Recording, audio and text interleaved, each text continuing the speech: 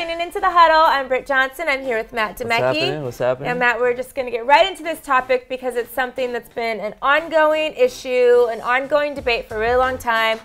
Should athletes just stick to sports? What do you think, Matt Demecki? Man, this is a tough one for me because here's the thing. In a way, I think they should. Because, look, if you look at last week what Des Bryant had to say, I think a lot of people didn't take what Des Bryant had to say, like, they kind of overlooked it a little bit. But he said that he's not protesting because he has a family to feed, you know, and I absolutely completely agree with him because the thing is, you work so hard your whole life to become an athlete and get into that position. And being in the NFL, I mean, it's a 1 in a million shot already. So once you get there, and if you use your platform to protest, you're going to be looked upon as basically an activist. You're not going to be looked on as a football player anymore. That's the problem that I kind of have with these protests, because when you start protesting, yeah, you protest, but what are you going to do after? Because a lot of these athletes don't understand, like, yeah, you're protesting, that's great, that's awesome, but what you have to do after is more important to me. You know, and I'm not seeing that. You know, I think it's very funny because I feel like sports is kind of like a microcosm of what the United States is, but it's like a step ahead of us. So everything that happens in sports eventually ends up happening everywhere else. So I think that sports actually is the forefront of all change that we've seen. And, you know, like think about like Jesse Owens doing like the Black Power thing and stuff. That was like in like 1940s or something, like something crazy like that. I mean, Jackie Robinson and 4 other players going to the MLB was in 1947. What, 1964 was when they finally did the civil rights thing.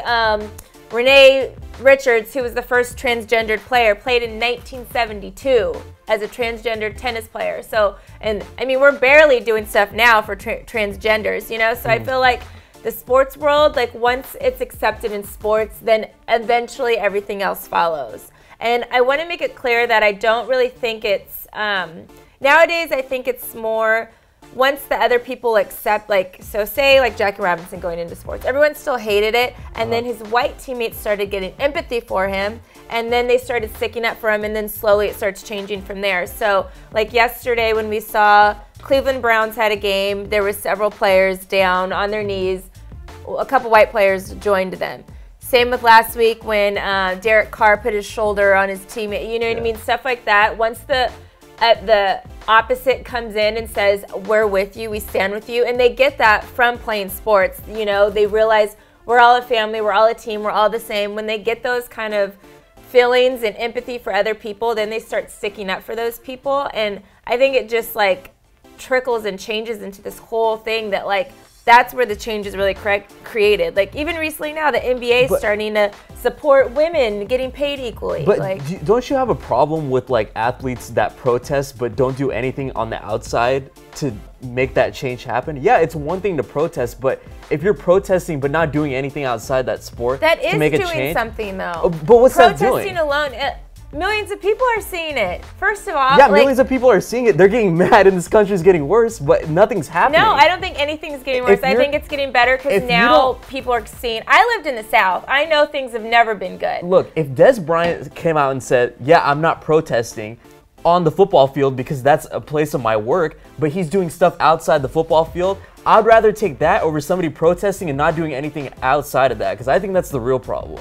Well, I mean, I think people are going to say whatever they want to say. I always say Martin Luther King and Malcolm X had the same goal, but they did it in totally different ways. I do think it's odd that people would get mad at Des Bryant because that was Colin Kaepernick's idea of what he wanted to do to protest. That's not the united, we all have to do this in order to, you know, make this thing happen. Like, that was ridiculous. Everyone can do whatever they want to do, but I think athletes using their platform to say a message and get things across is the way to go, and I think that's going to be the way things end up changing.